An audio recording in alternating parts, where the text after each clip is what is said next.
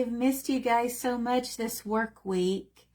You know how I like to hop on here and interact with you guys. So it felt really good to be able to post in our group this morning. It had been years since I had done 312s like I did this week. And I would say my accomplishment this week is I was able to get through them. So I'm pretty happy about that, you know. And then as far as my day went, I had some pretty good time with family. Welcome, Lisa. I'm glad to have you here. I got some time in with the kids. I took them to their eye doctor appointments. Like Tim and I recently had our eyes looked at, which is why my glasses, these are new glasses, which I like them. They're like shaped like a stop sign. And I like the little pop of color here. I got those from Crown Vision, which is located by Mercy South. If you're in St. Louis, you kind of know where that is. They have so many cute designs and colors. They're a really cool place to go to. We had steak for supper, and I tried a Youngling draft beer for the first time in my life, and it was really good. I really enjoyed it. So I would recommend it if if you're able to drink alcohol without any issue safely, then I would say, yeah, totally go and look into that. I'm logging onto my computer to ensure that I can see comments, because ideally I want this to be an interactive go live. So let's see, I'm going to turn the sound off there. That way I don't listen to myself.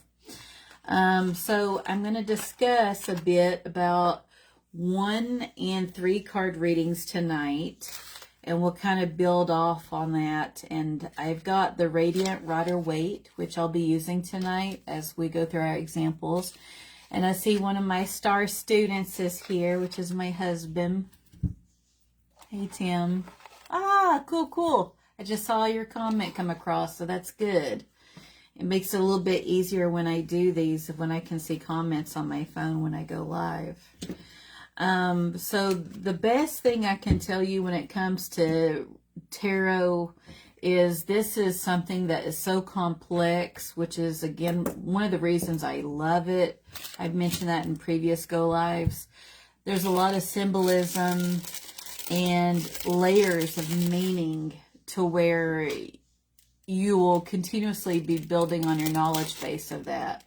And when you read for yourself, and if you're comfortable and drawn to do so, when you do it for other people, you can look at the same card and see different things for different people, especially when you're looking at different combinations, when you get different card combos going.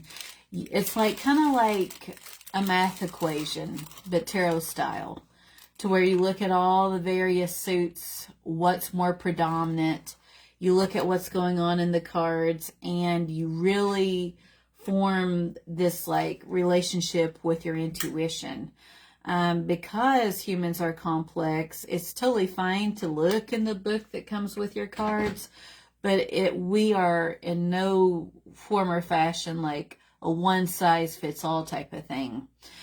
So one of the things I generally tell people when I do perform tarot readings for them is to take what resounds with you and leave the rest, because I have had some readings where they're skeptical, but they're wanting to try it out, and you go in totally blind, which I prefer going in blind, but I'll ask them if they have something specific or if they want me to go in blind. If they tell you, oh, this doesn't really resonate with me or whatnot, you could then, direct the dialogue as to like, okay, when you look at these pictures, does anything jump out at you or resonate with you? What are you thinking or feeling when you look at the cards? And it could be a matter of their energy is off. So say for ourselves, or when we read for other people, let's say there is absolutely nothing that resonates with a person when they're doing a reading for themselves or others. It's generally good to walk away from the cards for, you could try the next day, but generally they say to wait about 3 days. Because if your energy's way off, they say that can throw off a reading. I am of a unique mind when it comes to some of the tarot myths, which I have addressed in my group before. So one myth would be you need to be gifted a deck. And my response to that is, why would you want to hand that level of control over your life over to somebody else, waiting on them to do something? So that myth does not resound with me whatsoever. And then another one would be, if you're having kind of a bad day, and say if your energy is predominantly negative, myself as well as Lindsay Mack, she has a podcast called Wild Soul Tarot. We share the same opinion that that's the time to pull a card or even a couple cards and journal, meditate, reflect. Because if you don't take the time to do that and even write your worries down, then unfortunately, myself included, I've been guilty of this in my life.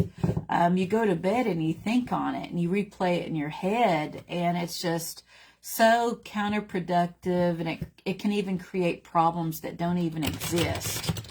So, I would say you don't have to be happy-go-lucky, having a great day before you take out your tarot deck. Now, if you're learning, I would totally say every day to pick what we call a card of the day. So what you do is you generally want to get a deck based on Rider-Waite-Smith. You guys know, if you've been with me for any amount of time in my group, you know that I have many times said, if you're learning, to get a deck based on Rider-Waite-Smith, because there's a lot of decks out there that are not based on Rider-Waite-Smith that are absolutely beautiful, but because they have evolved past the traditional foundational meanings found in the Rider-Waite-Smith, it makes it more difficult to learn. So I have told people when they're learning to either have a reference book or even a Rider-Waite-Smith deck to go alongside the cards as they pull them, so that they can learn tarot that way and still learn the non-traditional deck that really pulled them in, if that makes sense.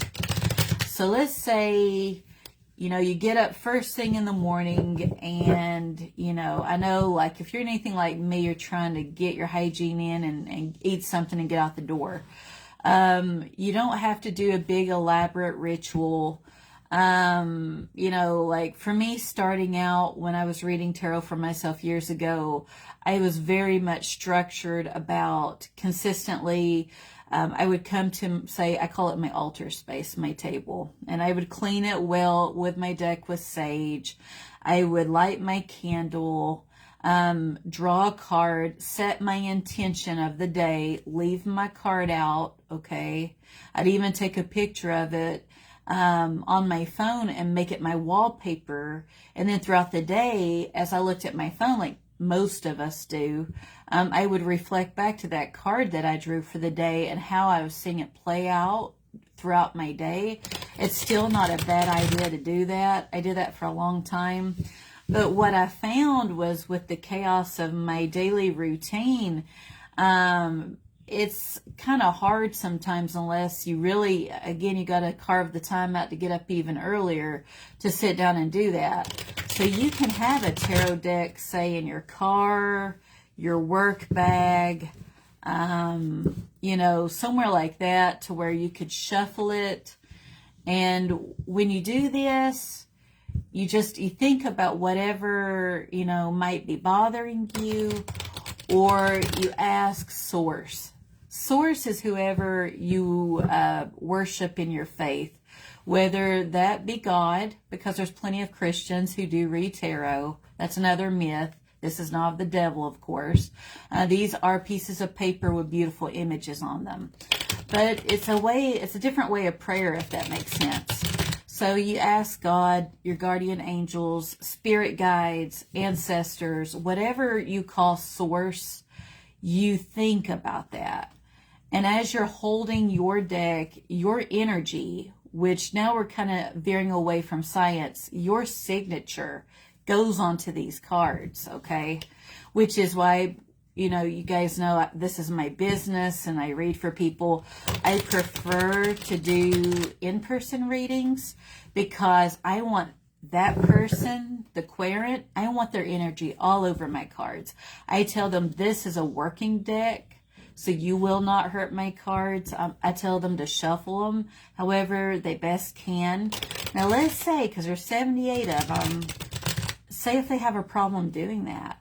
I just tell them, we'll make you, say, 2 to 3 piles, and then shuffle each pile, and then combine them in the way that resonates with you. So that's another way of doing it, because this is kind of a lot to hang on to. And I like it to where I can bend my cards a bit, and the more I use my decks, they get that natural bend to them. Now, let's see here. Whoop, hang on a second. So, Jen, I see you just messaged me. I will message you after my go live here. So, throughout my go live, please feel free to ask me any burning questions you have about tarot. I am totally open to any and all of them, okay? So, just like I'll be keeping an eye out for them as I'm talking. When I do these go lives, I prefer that back and forth dialogue, which is why I prefer go lives over, say, recording myself on a video and then posting the video, because I love how interactive this platform can be, you know. So you basically have them shuffle, and you tell them that basically what I just told you about thinking about whatever's troubling them, or if nothing's really bothering them and they're doing it for fun, I just tell them to kind of think, okay, what is it I need to know? What do I need to reflect upon? Okay, to think that as they're shuffling, okay? Because, you know, it's good to know what to ask of the cards. So let's say we had went over the card of the day. So say if you're shuffling, and right now I'm just shuffling to keep my hands busy because I actually enjoy shuffling. I think it's really relaxing. And I get to the point where, for me, because each reader is different, none of us are alike, I shuffle to the point where I'm really in touch with my intuition. I'm a really water-based person. Okay, I'm a Pisces, if that helps out. So for me, I feel this intuitively. I feel like the way it slides out of my hands, like as I'm shuffling, when it's really smooth, and then like after I do that, like I'll show you what I just did. I kind of moved my hands up to where you can watch them. Now this is for me. This is going to be different for you. So as I'm shuffling, which this is how I shuffle, and then I combine them, okay, it's how it feels in my hands when it's smooth and glides over, and it's like it feels done. I know that I can stop. Now, I do watch for jumper cards. So say when you're shuffling, say if one of them flies out, I do not put that back in my deck. That may have an additional insight for my reading. So if I have one that flies out, for the sake of my example, because again, I'm not actually doing a reading now. Again, we're kind of talking about how to do this. Then I will put this card off to the side, because look at this, kind of like a mystery book.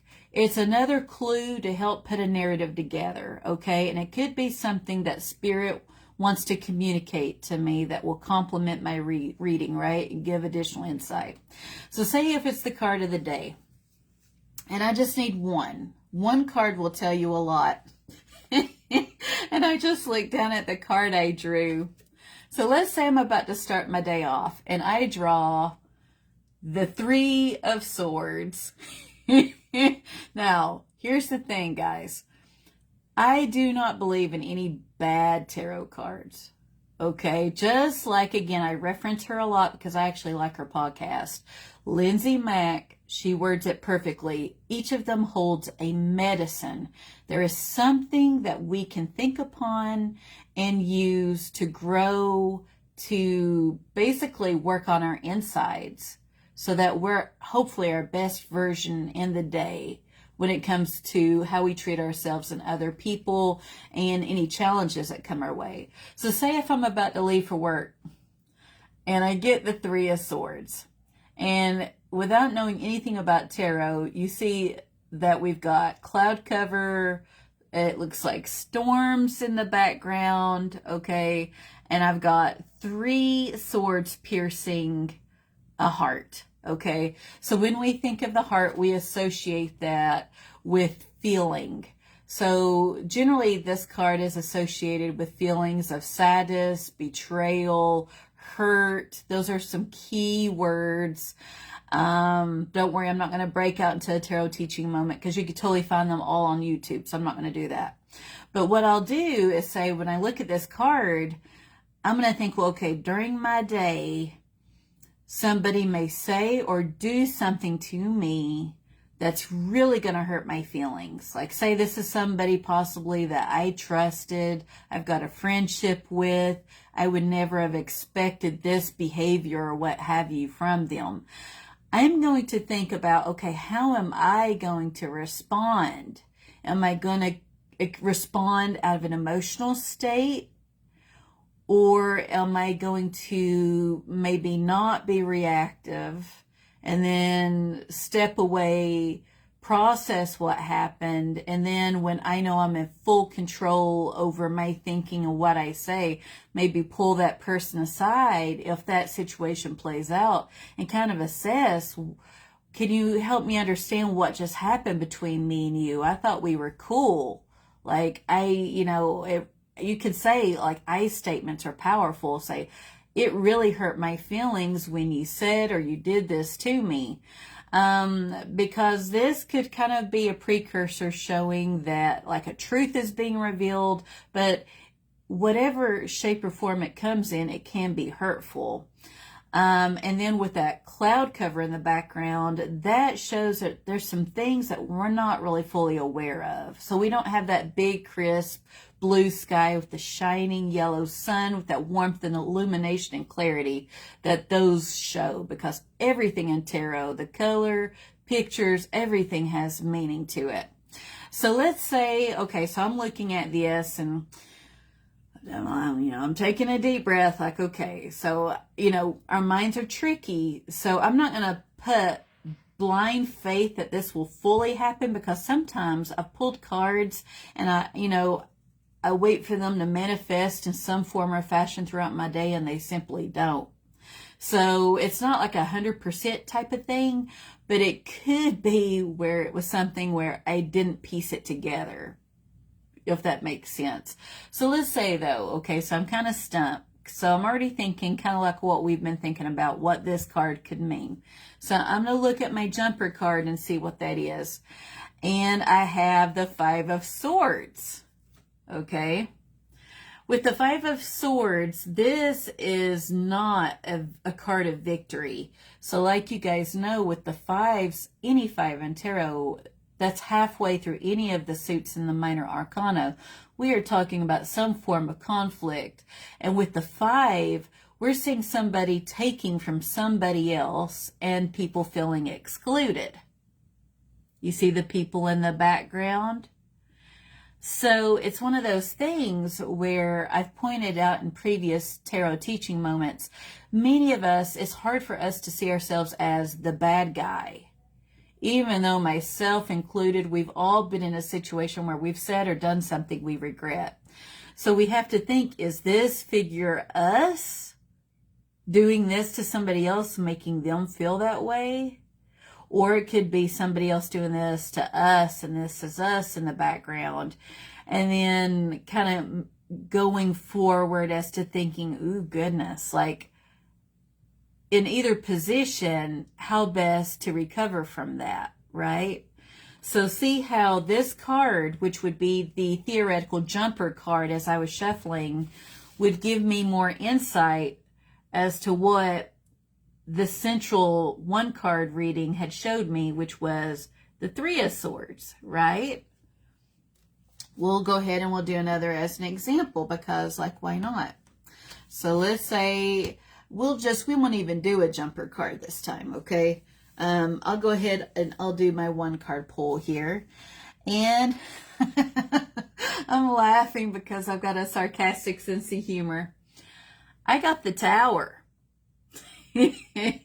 Now, the Tower is from the Major Arcana, and simply put, this shows that there's something in our lives, whether it be our career, relationships, whatnot, that is not built on a great foundation. It's very flawed, a lot of structural defects. It has got to come down.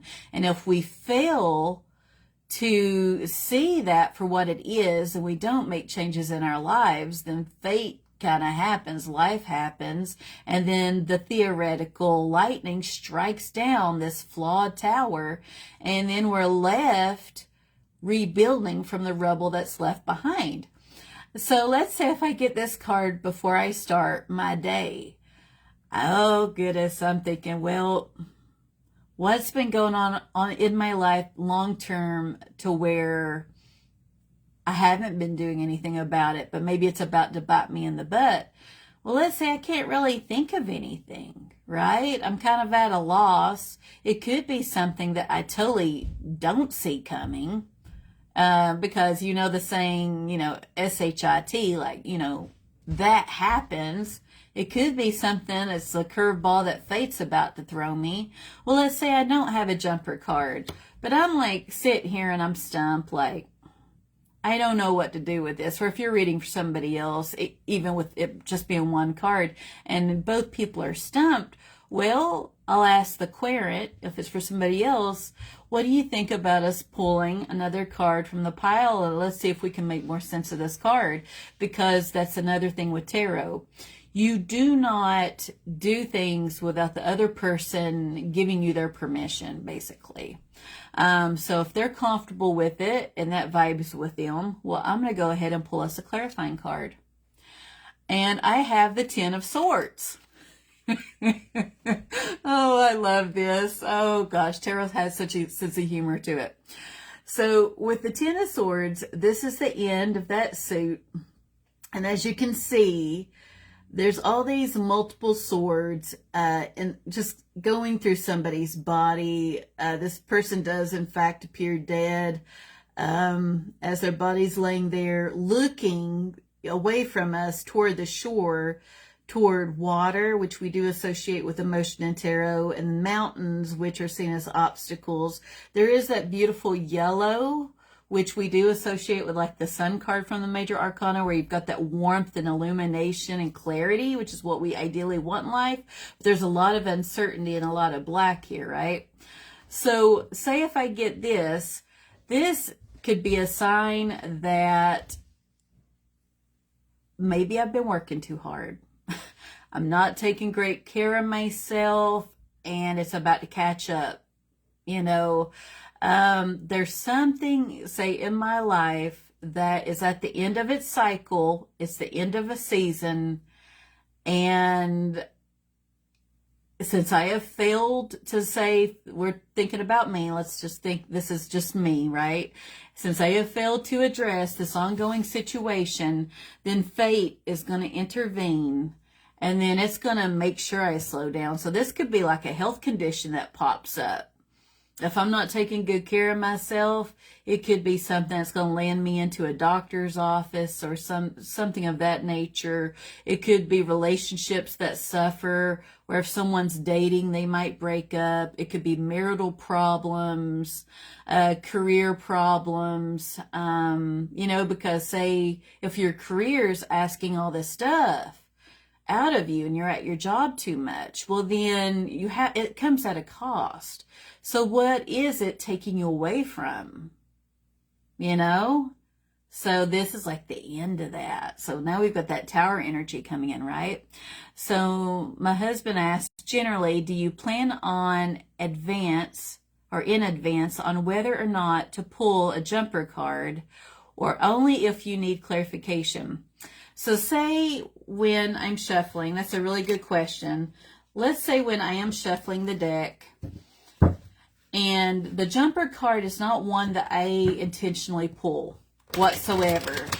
It's as you're shuffling, which I'm watching my hands on here so that I know that you guys can see my hands.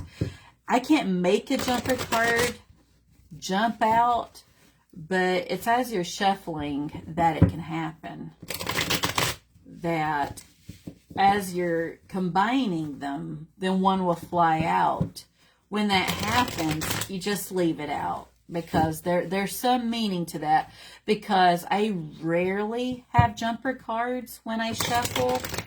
It may be because of how I shuffle, but I rarely do. So I take it as like a sign or an omen if I have a jumper card, that I'm not going to put it back in my deck. And I'll still pull, say, my daily card, but I'll keep that jumper card off to the side.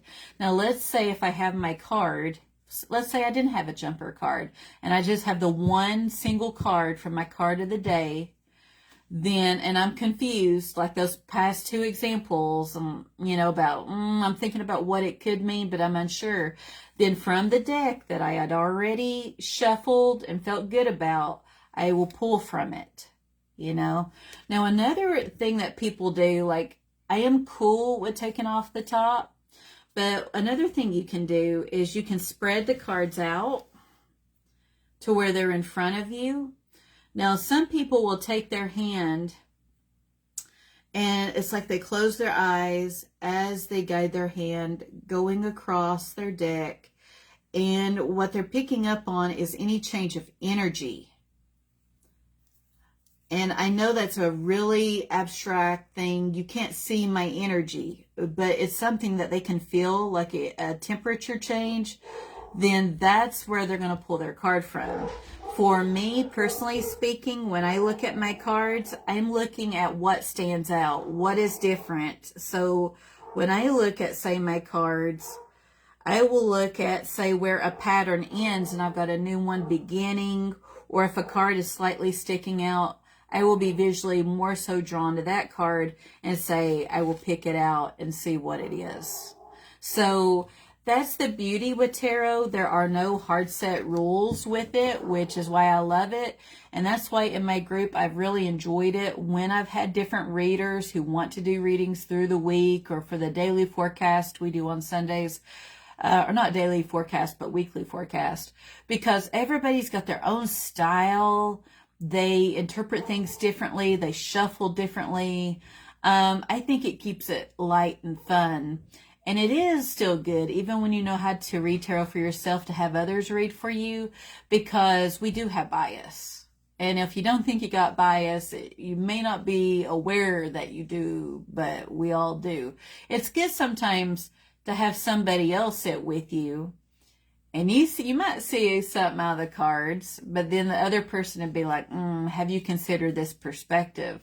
So even when you're reading tarot for yourself, it's really a good idea to have others occasionally read for you too, and to support your community. We have quite a big community, but see, not all readers will vibe. Like I've done readings for others where they've told me, you know, thank you for making me feel safe and not just giving me this scripted general response, or they've told me where they've been told something crazy about death and dying and specific dates and stuff. It's not up to me to question what other people say and do, because it's on that person's conscience how they choose to interact with others. They may have a gift that I don't even understand.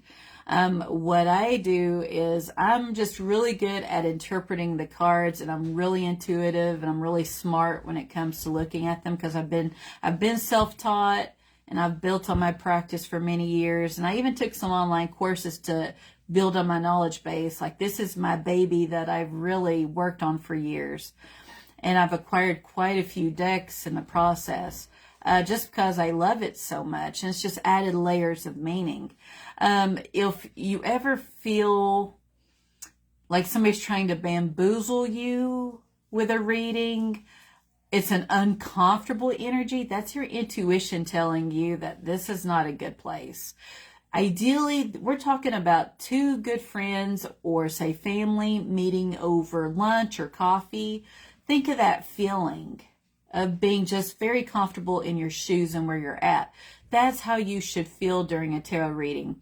And what I always tell people is none of this is set in stone. It only reflects where somebody is presently in their life.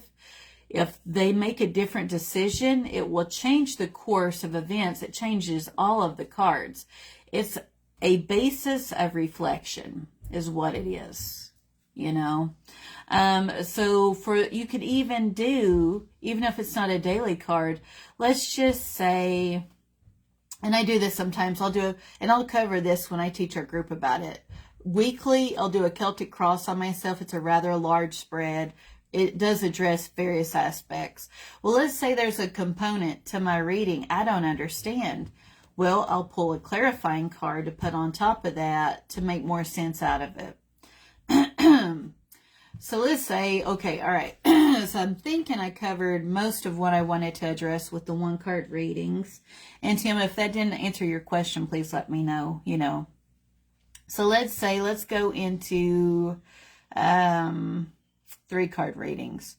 So generally speaking, when we do 3-card readings, the most common one that's utilized would be past, present, and future.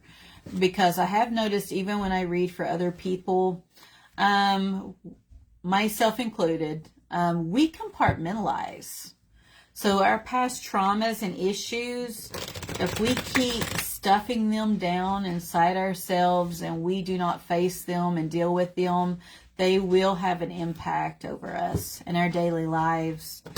So they do show up in readings. Like I had one reading where I was at a craft fair and it was an older lady. And she's like, you know, I'm hesitant because I'm afraid of what the cards would tell me. It's a common thing I hear sometimes. But she's like, I'll go ahead and I'll do a 3-card reading. I'm like, that's cool. I'm like, do you have a specific question? Or do you want it to be just wide open? Because I can do wide open with 3 cards. And she replied, wide open. I had her shuffle like we talked about. She handed the cards back to me. And then I spread them out on the table, right? When somebody's done shuffling. And I flipped them over. I told her what I saw. The poor lady started crying and she said that card. She's like, that first card, get it out of my sight. I don't want to look at it anymore. It resonated with her that strongly. Yeah. That's the other thing too. I learned the hard way. If you decide to do readings for other people, have a box of Kleenex is available. And I also have always taught people, if you have somebody that needs help, heavy stuff can come up during these readings. I mean, I'm about to get into some dark stuff for a moment. Let's say they're talking about being an alcoholic. And they are talking about wanting to quit just cold. Then you're going to talk to them about, ooh, that may not be the safest way because people can go into seizures and it can occlude their airway. Electrolytes can be off balance. I happen to know that because I'm a nurse, but I don't tout the fact that I'm a nurse during my readings because nurses, we do what doctors order us to do. Doctors diagnose, they tell us what to do at the bedside to treat people. This does not replace medical help. So that's why I do have that on my website. I do defer to doctors. So let's say if they go and they tell you something like that, because that did happen to me, we're going to go into, what the cards are saying and how it can be detrimental to them, which is what this spread showed this lady. But I was really like, you really need to get medical help to do this. And this is why. If you don't know, but you know that somebody, they're depressed or they need help, you Google it. Google resources in the community. When in doubt, have them go to a hospital and be checked out. If it's something that could be life-threatening, especially, recommend they go to an ER. Because, and this could also be because I'm a nurse too, the way we're trained to think is if we see something abnormal with people we take care of, we're not just going to chart it in the computer and not tell the doctor. we are used to getting people help. And that's what second nature for me. I've been a nurse for 13 years. So for me, if someone needs help, my mind goes straight to, I need to get them in touch with some resources. However, there's a part to all this where you cannot make people get help. You're not going to get on the phone and, unless someone's actively trying to die in front of you. I'm talking like a code where you do compressions and all that. Then, of course, you're going to call 911. But if it's, I've never had a reading like that. Thank goodness. But if they're sitting by you and they're telling you about a heavy issue, you'll talk about how to move forward, but you're questioning them. You're sharing your knowledge based on what you see and what you're thinking. Ultimately, it's their decision to make, though. So you got to be okay with them maybe not being so receptive, and then hoping that maybe from the conversation, from the reading, it actually at least got them to thinking, which has always been my goal with these readings. With the 3 card, though, generally speaking, one of the most common ones, and I'm glad I answered your question, 10, would be like past, present, and future. Okay.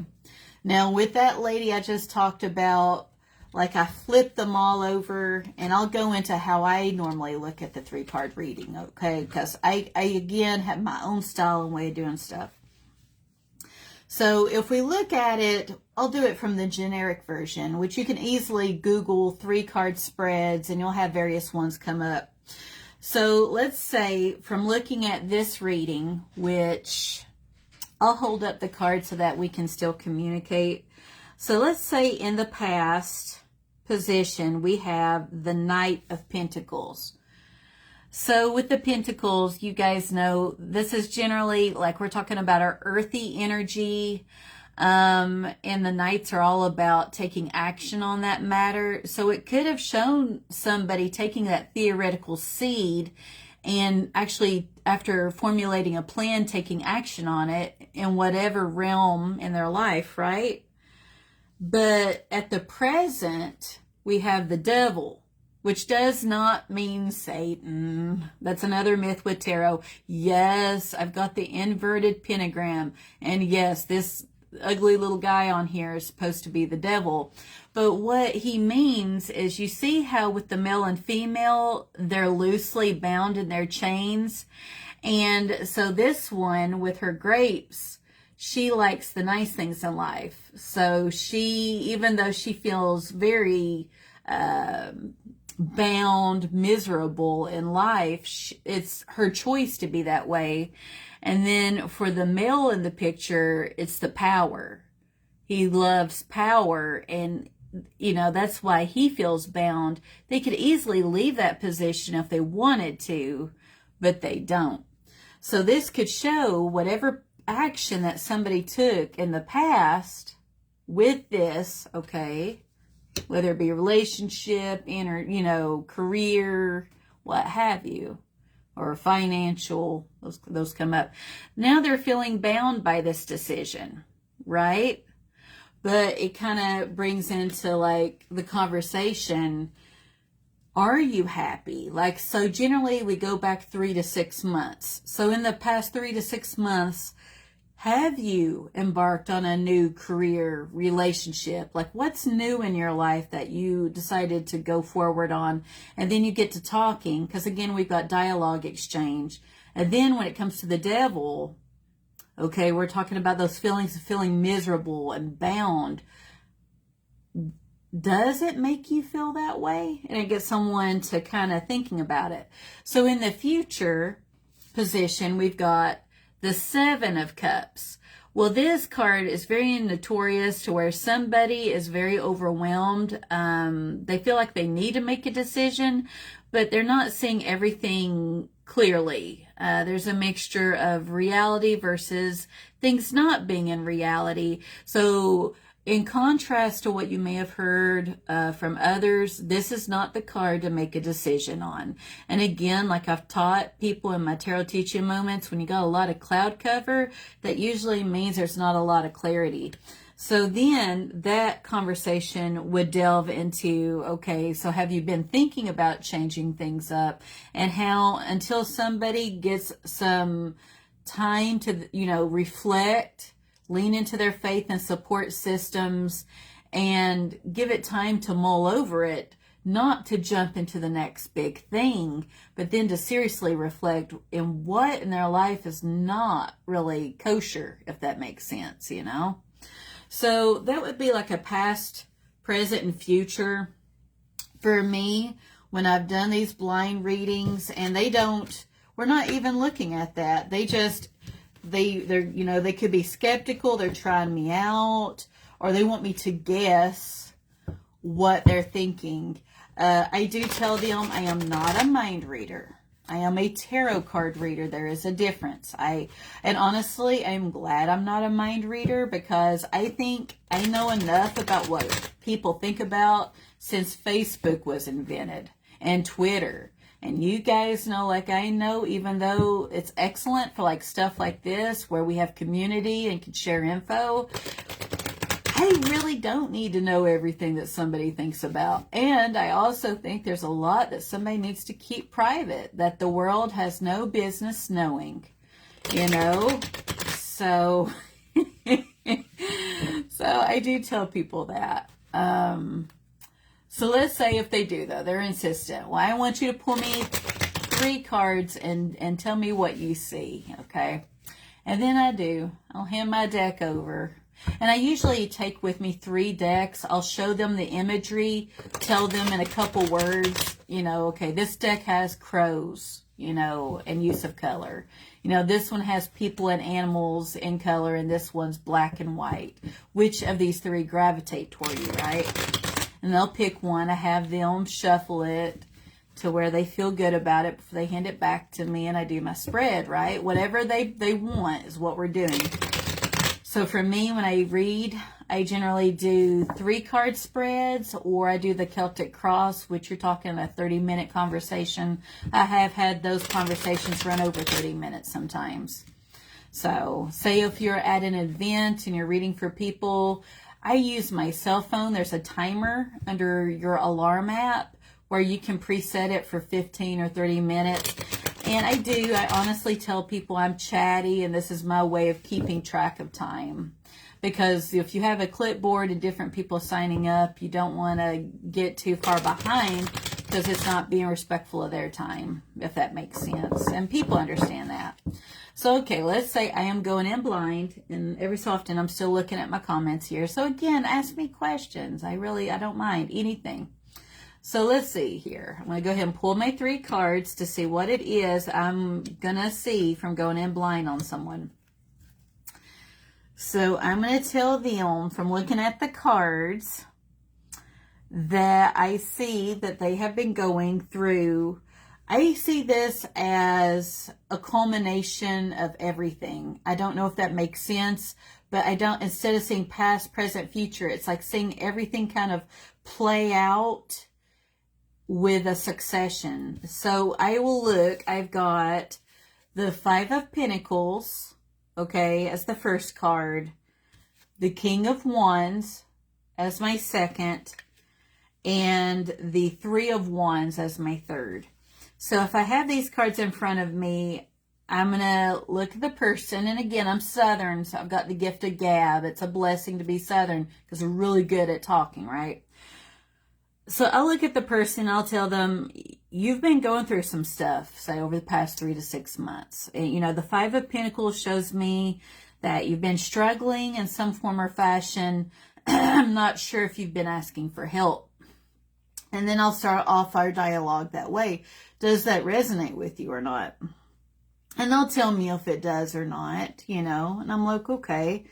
And I'm seeing with the King of Wands that you are very passionate about it's your career or your hobby. There's something you're really good at doing that just is like your jam. And I'd ask them, is there something recently that you have undertaken that does that for you? Whether it, be one of those things, it could be a relationship. The things, that fiery energy, right? We would talk about that and that transformation and growth. And then with the Three of Wands, it's like taking action. So it's not just like the Two of Wands where somebody's thinking and it's like they've got the theoretical world in their hands and they're thinking about all the potential and they're still in that kind of brainstorming stage. Here they've got a plan, they're going to execute it. We're looking like travel. It's like taking action on that endeavor. So this could be somebody who's about to say start a new career. It could be something to where they've struggled, they've went without to maybe get to the point of being where they are with their career, especially if it's a new job like we're talking, or they're going to school, but they're having to sacrifice like their income. They don't have that expendable income because they're in school for whatever profession. We could be seeing that. Now, let's say if that Five of Pentacles did not resound with them, okay, they're like, I don't know. They're like, they could might tell you, my career's on fire and everything is good and I'm happy. They'd be like, I'm not sure about this card. Well, I'd be like, all right, do you want to pull a clarifying card from, say, the pile here, And they'd be like, sure, let's do it. So even though they pay for 3 cards, the way I look at it, they've paid, say, for 15 minutes with me. So we're going to go ahead and pull a clarifying card. Because some people ask, well, I paid for 3. I'm like, don't worry, I'm not going to charge you extra, okay? We're going to figure out what this card means to you because it's important to me that we have a good reading, and that it's insightful, right? So I pull another card here. And then we have the Page of Swords. So with the pages, those are messengers in tarot, and the swords are all about action, air, and communication. This is like somebody where they're very just like green. They're a novice. You see how we've got the foot planted here, but then there's the one where this figure is thinking about movement. And then look at the backdrop with the predominant. We've got clouds, so a bit unclear and unsure, but a lot of blue, right? And then we have these birds migrating here.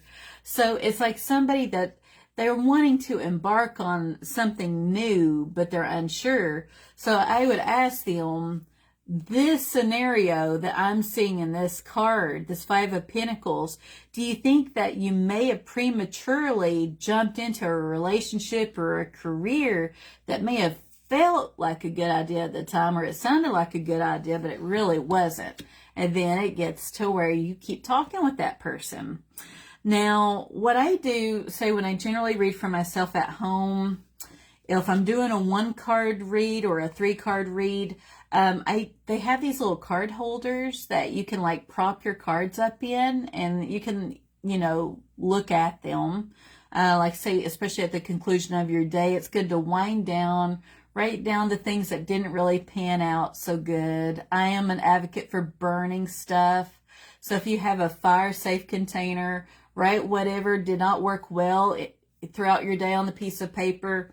I tell people to roll it away from them and in their fireproof container, which, for me, I've got a little cauldron I use. I've got a couple different cauldrons.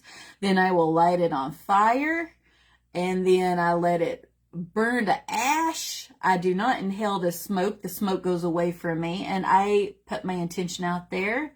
I wish this negativity away from me. It is no longer a part of me. Same thing happens if you take a shower. Imagine that water rinsing away all the negativity. Everything that was crummy during your day, just it feels like it's like attached to you. Draining, just cleaning all that garbage off you, down the drain, and you're left clean to start anew.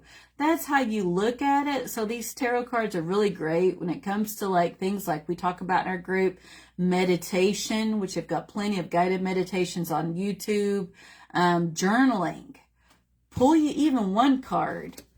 Okay, what do you see in that 1 card intuitively? And then you journal about what you see, what it means to you intuitively. You can then look it up in the book that's included in the deck. And then write about your day, about what was great, because gratitude's great. Every day we have something to be grateful for. But then what didn't work out, if we can have ownership of this, and take that personal responsibility and do better, then that's what we'll do, right? But if we don't, if it's beyond our circumstances, we have no control over it, then why will we allow it to rob us of our inner peace, right? And I see my mom's on here. Hi, Mom. Welcome. And then my hubby says, in your general theme 3 card that you are describing, how do you deal with conflicting cards? Say the Tower along with 2 happy cards. All right, well, let's see here. Let's see if I can do that for us then. Let's see if I can, I will find those and see what I can do. Let me find the Tower and some happy cards.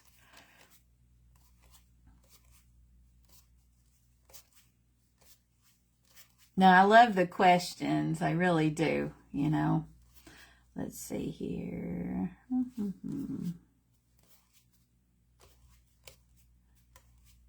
Okay, that's a good one. Let's see.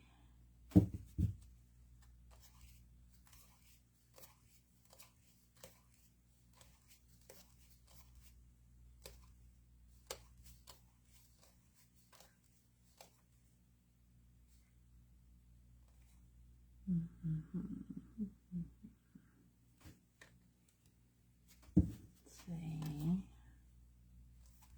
And the Tower.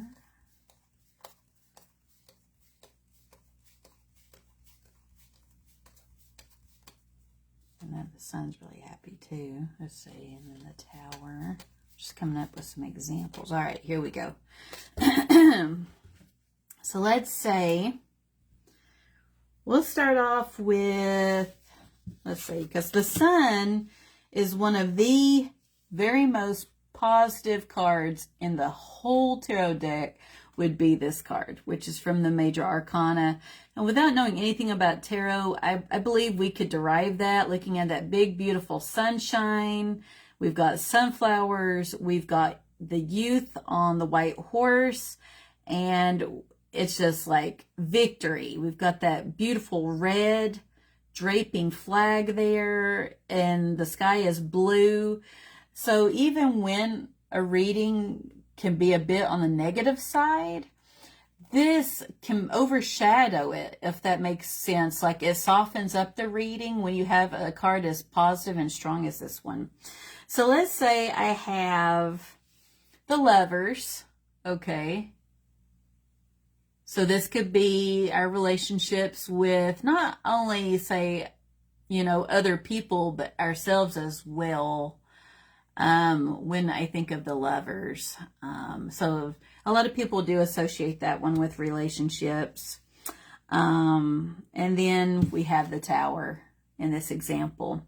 So if I was to get these 3, say, together, what I would look at it as would be like, well, maybe there is a relationship, whether it be a friendship, a romantic relationship, that has been kind of rough lately, where there's been some stress there, right? Like, let's say if I'm not devoting enough time to, you know, spend time with that person and they're feeling neglected, then that Tower energy is going to have an impact on the Lovers here, right? Because these 2 are coming up together in the reading. However, with this overwhelming positive energy of the Sun, it does show hope, which softens the blow, for lack of a better word, of the Tower. It shows that if we make the changes and compromise, that we can have that Sun moment. But at that particular moment in time, that relationship might feel like, oh my gosh, we're about to break up, or there might be a divorce, or this horrible thing's going to happen, or maybe they won't want to be friends with me anymore because, you know, you might be thinking, I haven't been a great friend. I've been so busy working or dealing with whatever situation in life that I haven't been spending enough time with them. The Sun shows that there is hope to be had. There is a beautiful day to be had. But again, it's going to take some work because the Tower, like I was telling you early on in this Go Live, usually pops up when there's an issue in our life where we are not addressing it. And then it gets so bad to the point where fate, life intervenes, and then the theoretical lightning comes out of the sky and the tower is struck down, and then we are left building anew with the rubble that's on the ground. So that was a very good question. Did that help you, Tim, as far as making sense out of that? Like, please let me know. I'm trying to think here. But let's say all three. I'll give you another example. Let's say you pull the 3 cards. And let's say the person you're reading for, let's say they're like, none of them resound with me. Nothing about this conversation resounds. And I'm like, well, if you're cool with it, I will pull a clarifying card for each one. And let's see what we do with more information. And honestly, I've never had them tell me no. I've never had a reading go that untowardly. Usually I'm pretty spot on with my readings. But I have had people before where they'll be like, I don't know what this card means, or I don't know about that one. Then we'll pull a clarifier. Well, at most, only pick one. I don't want you guys picking card after card, trying to figure out the meaning, because honestly, that's just too overwhelming. But, you know, you just kind of resonate and think about, at most, your initial card and then the clarifier. So let's say with this example I just did for Tim, that, I don't know, I'm trying to get more information for the person I'm reading for. And I'm going to pull a card to clarify each one of these so we have more clues as to the narrative. And for the Tower moment, I have the Ace of Swords. For the Lover's card, I have Emperor. And for the Sun, I'm seeing 8 of Swords. So when I look at our new set of cards, what I'm seeing here, the Ace of Swords is, you've got fate that does come into play. That's why you see this huge hand. It's like the hand of God coming out of a cloud. And it's showing a new beginning. Ace being 1. And again, our swords are all about action, communication, right? It's air. We're talking about the element of air here. So what I'm seeing here with the Tower, being that I got this card for that, it could be where maybe this, like say if we're offered a promotion at a job, okay, and that's great, that's very complimentary, it means you're rocking it out and they really like your work and they want to keep you. You get the Tower card, but then you get the Ace of Swords. Now think about this intuitively for a minute. Do you think it would be a good idea to take that promotion, being that this is what we initially got? I would dare say, maybe think about it. Now, it could also mean that somebody is asking somebody out. It could be somebody where they've been admiring them and they're going to approach them and ask them out, or, you know, something of that nature. But we've got Tower energy. You might not know what you're signing up for. You know, you might want to pause, because maybe everything's about to go the you know where. It's about to go there if you go there. Maybe you shouldn't, you know, take a hold of that theoretical sword and take action. Now with the Lovers, we have the Emperor card. Okay, so with this, the Emperor is like the father figure of tarot, very much about abiding by the rules, very structured, very firm and concrete. Now, what this could show is that maybe somebody is too stubborn and not willing to compromise in a relationship. One of the two parties, or it could be both of them, are too stubborn, and that could be leading into that Tower moment. And then under our Sun, we have the 8 of Swords. So the 8 of Swords is where we pretty well make a prison in our own mind. So look at the lady. She's not completely surrounded by swords. And she's got this white ribbon or sheet loosely draped around her. She could easily walk away, but she doesn't. And see, we got this under our sun card. So it could be us getting in our own way, our own head, you know, instead of leaving a bad situation, we choose to stay in it, whether it be relationship or career, you know. My mom says, believe the relationship has a few beautiful days of happiness, then ends in a nightmare. I agree, Mom, I do. Because it could be one of those things that's it's fun at the beginning and there's excitement and all this stuff. But there's something that is not going to end well. It could be something that they're keeping from the other person. It could be a secret. It could be they're not really showing you their true colors. And then out of the blue, you see them for what they are. And it could be like somebody who's abusive or just like possessive, jealous, some of these negative traits. And you don't want to stay in that relationship, even if you think they're great looking and stuff, and you got chemistry. But it could be somebody, again, I think my mom hit the nail on the head. It could be, you know, it was good in the beginning, but then it turned into a nightmare. So that was a really good example on that one. So that's awesome, Mom. I really like that contribution with that. Let's see. Elisa's on here, I think. Hi, welcome. So I know that we just covered the 1 and the 3 card readings. And what I do, another thing I will share with you guys, and I'm going to kind of watch out for questions as I'm talking, because this, I want it to continue to be interactive to where we learn from each other. So let's say in between readings, right? I've got a line of people waiting on me, and this is only if it resonates with you. If you never read for another person, don't worry about it. You don't have to, but for me, I'm a people person, so it made sense to me to do that, you know. So let's say, you know, I'm done with a reading, but I got to clean my deck from that negative energy from that person. Now, this is how I do it. I'm not saying everybody does it this way, but this is what I do. 3 times. I'm going to shuffle it, and then I'm setting my intent out and putting that energy out that I am cleaning my deck of all that negative energy. I am wishing it away. It's no longer on my deck. I'm going to do one more time. Then 3 times, I tap my deck. I then put it back with my other, say, 2 decks that I would bring with me to do readings.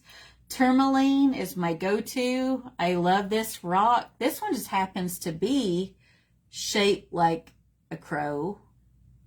It's the beak and the head. Actually, this is one of my favorites. It's like kind of like an arrowhead. I love it though. And then I sit it right on top of my group, my deck of cards. And so what I do is when I go and I do my readings, I don't leave my cards in the box. I don't want to be dealing with the box. They generally come with like a little booklet, which here's the booklet to that. I don't keep that out on my table because when, you know, it's okay if you get stumped to look it up, but you want to more so be an intuitive reader, which is what I teach in my group. This is only as a backup. Do not use this as a crutch. I would say lean more so heavily into your gut and what you see and how the card makes you feel and what information you can derive from the imagery, you know. How are you doing, Elisa? Welcome to my live. And Mom says, Belle is laying her head on my shoulder, staring at you. She remembers when you came down here. Oh, that's awesome. Hi, Belle. I miss you, Pumpkin. Is she still playing with her cards?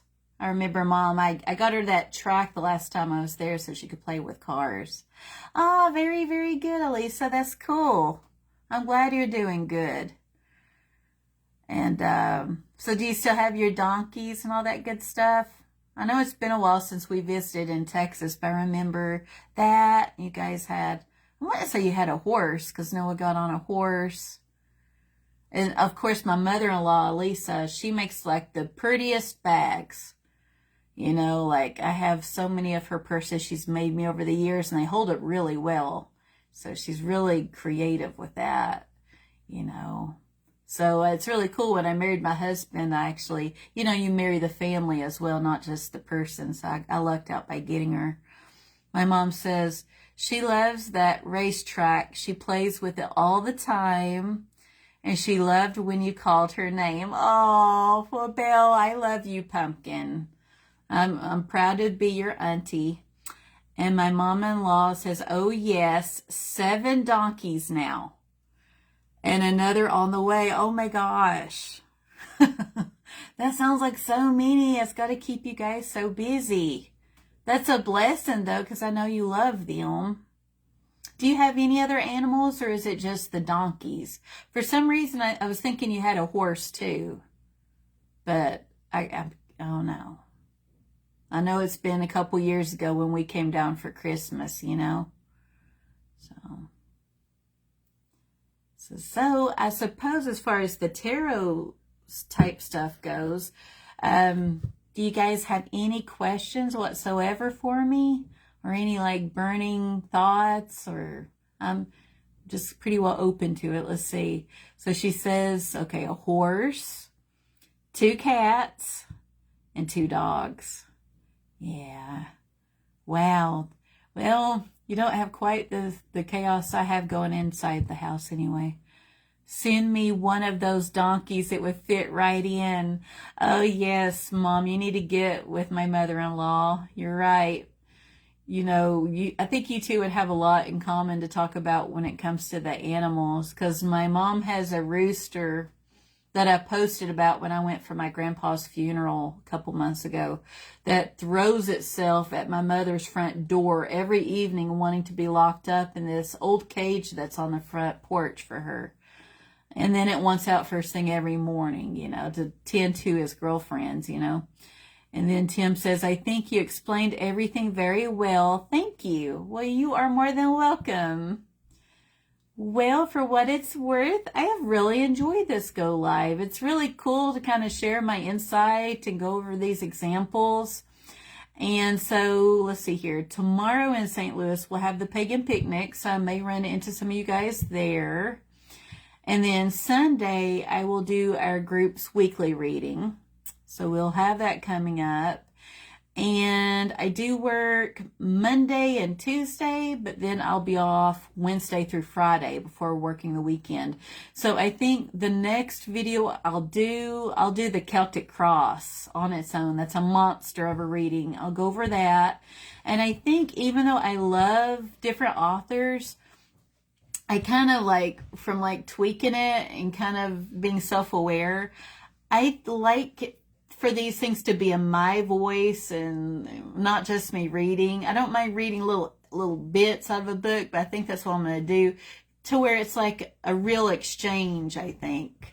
So even if as I continue to do stuff with the group, I'll reference the books so you guys know where I get some stuff from, but I just don't want it to be like you're in a classroom. Kind of like Peanuts, where the kids were in the classroom and the teacher would be talking to them, and it goes blah, blah, blah, blah, blah, blah, blah, blah, blah, blah. And see, on none of the shows did you know what the adults were saying in the Peanuts show, because that's how adults sound to children. When we're telling them stuff, they just drown us out, you know? And so let's see here. So Lisa says, Grandma Loopy had a turkey that was in love with me. Was it the turkey that was missing its tail feathers? Was it that one, Turkey Lurkey, that would chase people? I wonder if it was that turkey. And Aunt Marvine, Angie, and I used to be vendors at the Pagan Picnic. Really? Oh, that is so cool. Oh my gosh, I did not know that. Vendors. Did you guys sell, like, what did you sell when you did it? And my mom's like, I have had turkeys in the past. I just love them, especially the boy. Huh, is it because boys are more lovable? And Elisa's like, yes, Turkey Lurk, yes. I remember it had its bare butt. It had no feathers. And it would be like all in her yard, keeping an eye on everything like a little watchdog. So that's something it liked you. I don't really remember if it took a liking to me or not. I just remember being told that he would lurk around and try to chase after people.